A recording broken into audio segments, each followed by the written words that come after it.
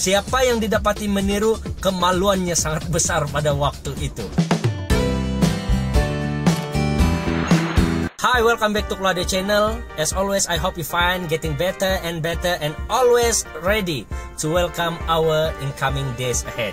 Pada subscribers dan viewers Claudio Channel, apapun yang sedang kamu rancang, saya doakan semuanya berjalan dengan lancar dan tercapai mengikut time frame yang kita sudah tetapkan masing-masing.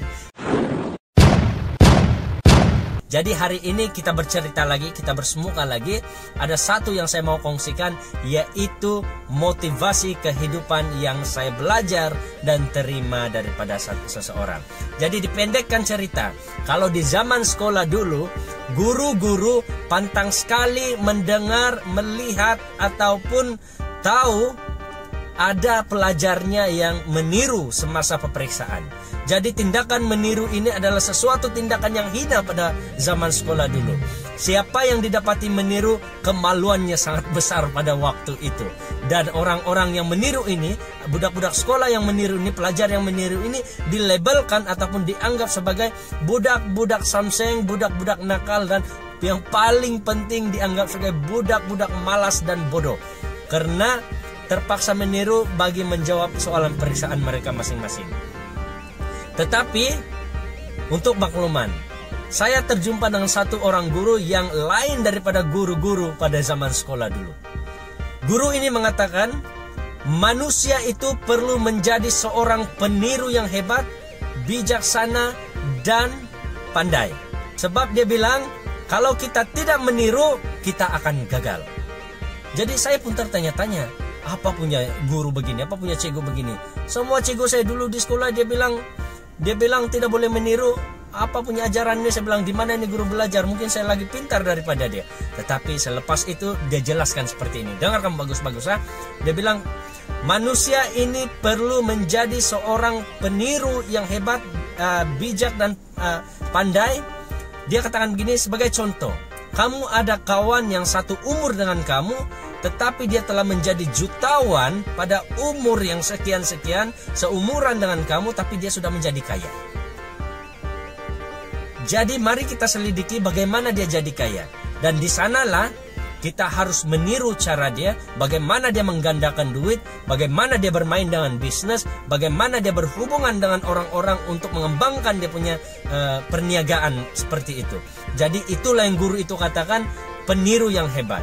Contoh yang lain adalah ketika kita ada kawan ataupun orang lain yang kita nampak seorang yang boleh membantu orang lain dengan bermurah hati, sentiasa membantu apapun keadaan, siapapun dia bantu, kita juga boleh meniru cara itu, dia bilang. Kalau ada orang yang bekerja sentiasa ekstra 2 jam setiap hari untuk lebih baik dan mendapat productivity yang lebih berkesan ataupun lebih mantap, marilah kita tiru cara itu, dia bilang. Jadi rupanya maksudnya itu bukan meniru di dalam peperiksaan, tetapi meniru cara hidup orang lain yang lebih hebat, yang lebih mantap, yang lebih mantul daripada kita. Jadi semenjak saya mendengar cerita itu, saya juga menjadi peniru kehidupan orang lain. Tetapi jangan pernah tiru kehidupan orang lain yang membinasakan diri sendiri, membinasakan orang lain, membinasakan keluarga, menyusahkan ramai orang. Oke, saya ceritakan sedikit, saya jadi peniru. Bila saya nampak orang ini tanam pisang, saya pun meniru dia tanam pisang. Bila saya nampak orang ini tanam getah, saya pun meniru dia tanam getah sikit-sikit. Jadi bila orang tanam kelapa, saya pun tanam kelapa. Dan sekarang saya boleh minum sudah air kelapa yang saya tanam dulu. Dan pisang pun saya sudah boleh makan pisang yang saya tanam dulu. Jadi semuanya untuk diri sendiri. Walaupun mungkin saya tidak dapat jual itu pisang, tapi at least saya tidak membeli pisang. Ada jimat juga di situ kan. Jadi kata-kata saya punya guru yang saya jumpa itu, saya setuju. Kehidupan manusia ini harus menjadi peniru yang hebat daripada orang lain.